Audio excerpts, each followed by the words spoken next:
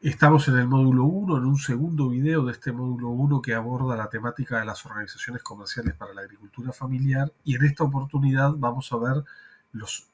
los segundos dos puntos referidos a grupo y organizaciones de la agricultura familiar y al fortalecimiento de las organizaciones. En el video anterior ya habíamos abordado lo que tiene que ver con el sector agroalimentario y su contexto, y la agricultura familiar y la comercialización como concepto y como descripción de situación.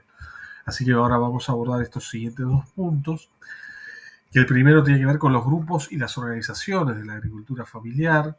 teniendo una mirada sobre esos diferentes niveles organizativos, los grupos, las organizaciones, visualizar que dentro de las organizaciones hay una mirada específica en aquellas organizaciones que además son un actor económico y juegan un rol a la hora de la comercialización de los productos de la agricultura familiar, el ciclo que tienen esas organizaciones, las redes. Así que avanzando un poquito en ese tema, simplemente resaltar que si bien vamos a estar con una mirada más específica sobre la organización como actor económico y el rol que puede jugar en la función de la comercialización de los productos, nunca dejamos de lado que las organizaciones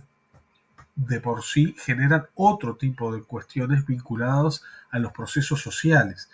que no implica que desconozcamos eso, pero que sí en este módulo vamos a hacer más foco en esa mirada más específica de lo comercial y de lo económico, pero siempre teniendo en cuenta que las organizaciones son espacios de contención, de participación, donde se generan relaciones sociales y hay otro producto social que también es muy importante para la producción familiar, que no es objeto de esta capacitación, pero que no debemos de olvidar que también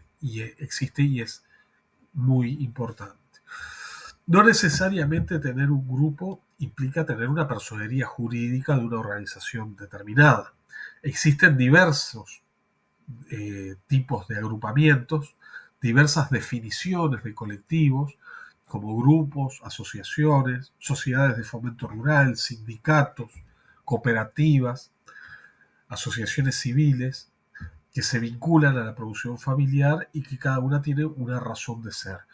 Cada una de ellas están vinculadas además en diferentes enfoques tanto normativos como de matrices teóricas de cómo se constituye la organización, incluso influidas por diferentes escuelas de pensamiento. Pero es parte de la diversidad de procesos colectivos que tenemos dentro de la producción familiar. La elección de la forma jurídica es un tema que es complejo y no siempre es fácil de resolver por los colectivos, porque también tiene que ver que optar por una forma determinada jurídica tiene que ver con los objetivos del grupo y cuáles son las características de esa forma jurídica a la que voy a optar. No es lo mismo una forma jurídica para una organización que solo se plantee, por ejemplo, el acceso a las políticas públicas o tener fines meramente sociales, que una organización que implica además tener desafíos económicos, comerciales, de articulación con terceros, donde ahí sí las diferentes formas jurídicas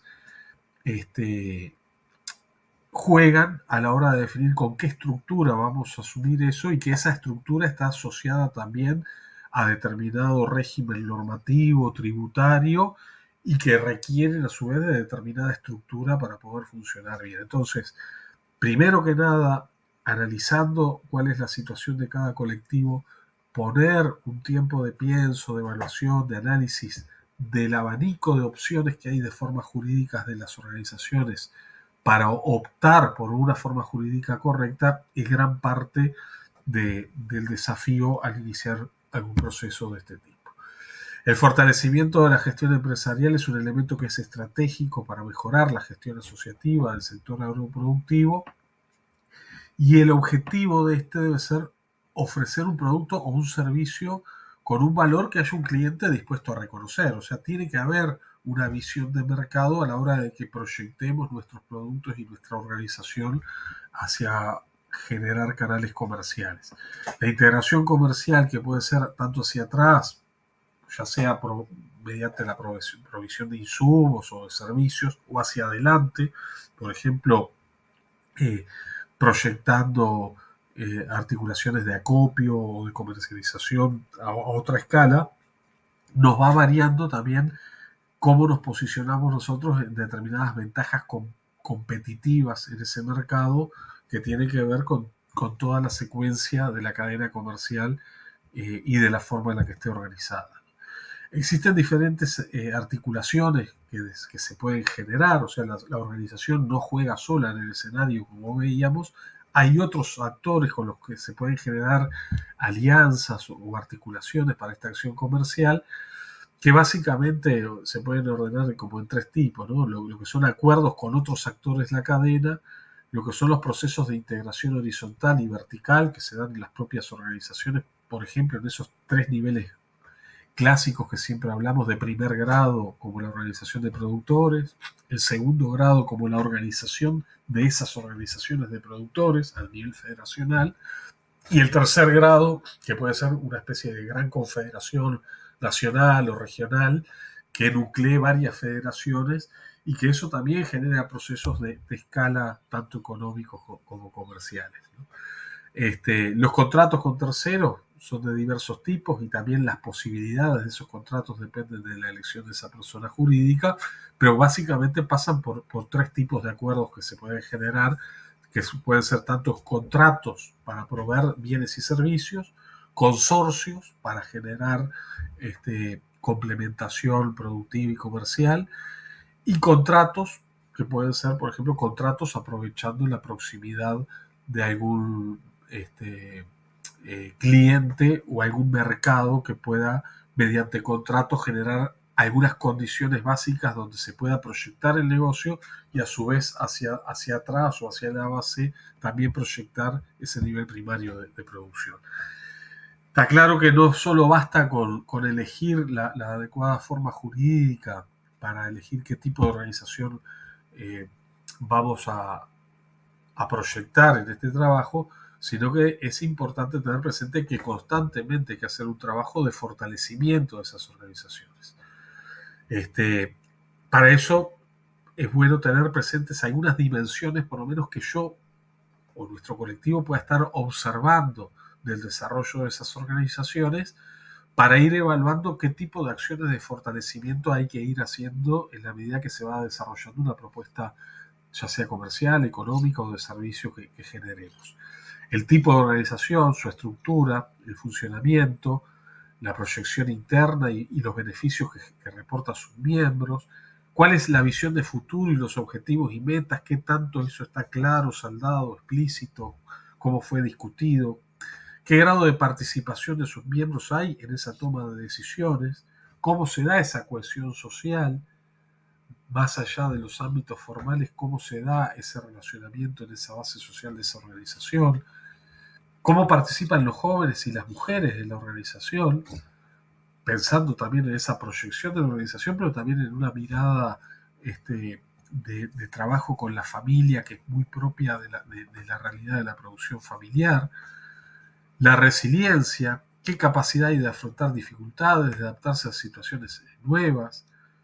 Yo puedo contar con un plan comercial, pero ¿qué pasa si se me retrasa el pago 2 o 3 meses? ¿Tengo o no tengo espalda financiera?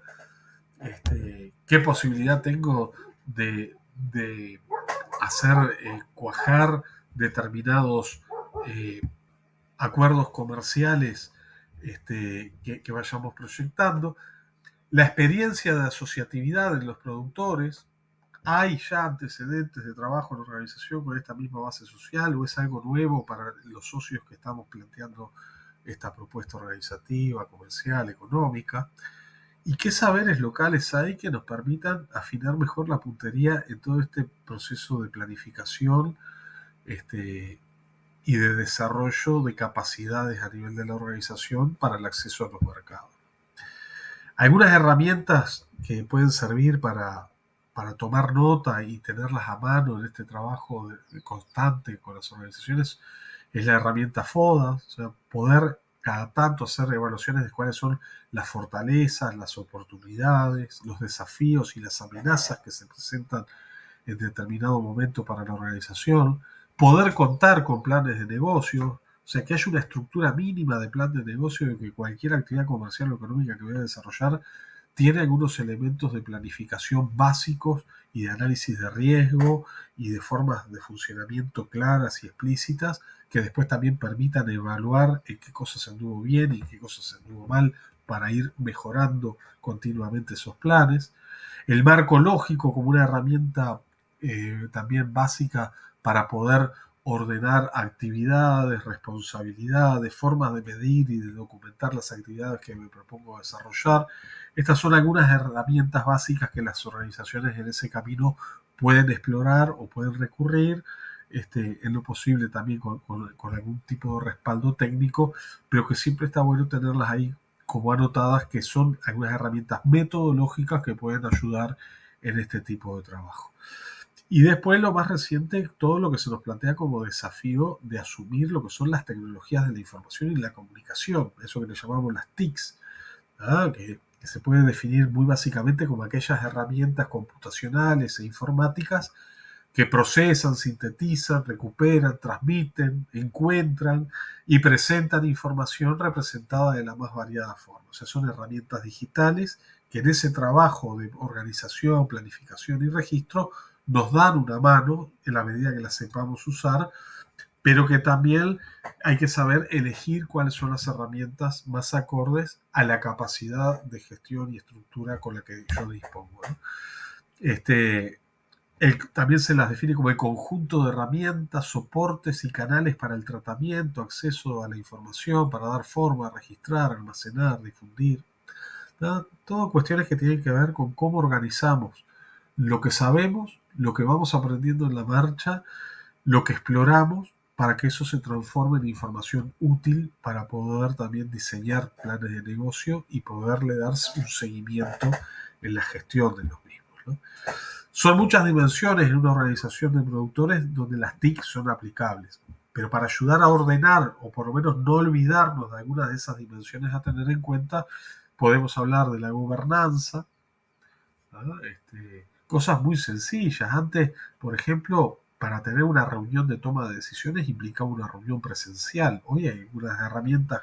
que, sobre todo a partir del impacto del COVID, muchos de nuestras familias han empezado a usar, que fácilmente se puede generar algún tipo de reuniones virtuales, por decir algo. Pero hay un montón de herramientas que pueden facilitar el tema de la gobernanza o por lo menos aliviar un poco la carga de trabajo vinculada a la misma. Todo lo que tiene que ver con la gestión económica y financiera, la transparencia, el seguimiento de datos, la capacitación que se puede hacer también a distancia, tanto para las familias como para los equipos técnicos y para los propios consumidores, de empezar a valorar algunos elementos nuevos a la hora del consumo, el acceso a los servicios, todo lo que hoy es gobierno electrónico, manejo financiero, pago tributario, y la propia comercialización en cuanto a lo que puede ser tanto la exploración de mercado que se haga como la propia comercialización en línea, ¿no? Tiendas virtuales, listados de clientes, listados online de stocks que puedan prever la reposición de determinados productos en determinados puntos de entrega, poder hacer un análisis de los puntos de entrega para ver la logística más eficiente para un menor costo para la organización. O sea, tenemos algunas dimensiones donde las TICs nos pueden ir brindando algunos apoyos y por lo menos tenemos que tener claro cuáles son las dimensiones mínimas que en una organización podemos apostar a ir analizando dónde las vamos precisando y de qué forma las vamos utilizando.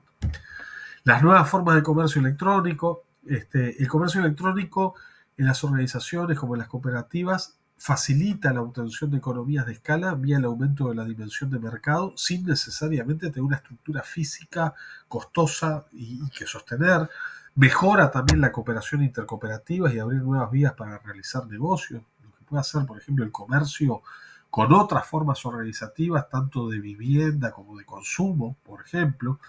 o a nivel financiero, y reduce los costos de transacción entre las cooperativas y de estas con los consumidores. Justamente, el no tener que recurrir a una base física para esas articulaciones también genera otro tipo de economía. No implica que no se requieran recursos, pero no se requieren recursos de la misma forma que requeriríamos de tener que hacer todo eso en base a estructuras físicas, ¿no? Así que bueno, esto es como un primer pantallazo de empezar a conectar lo que son tres elementos que tienen que ver con las organizaciones, su gran diversidad, sus diferentes formas y la importancia de elegir la organización correcta para el escenario correcto. Un segundo escenario es cómo se conecta eso con el como actor económico vinculado sobre todo a la comercialización y los servicios. Y un tercer pilar de estos dos videos tenía que ver con que hay algunas herramientas que están a nuestra disposición y saber elegir cuáles y usarlas es importante a la hora de apoyarnos en las TICs para favorecer estos procesos. Así que bueno, vamos a ir profundizando en algunos de estos temas. Por ahora, muchas gracias y seguimos.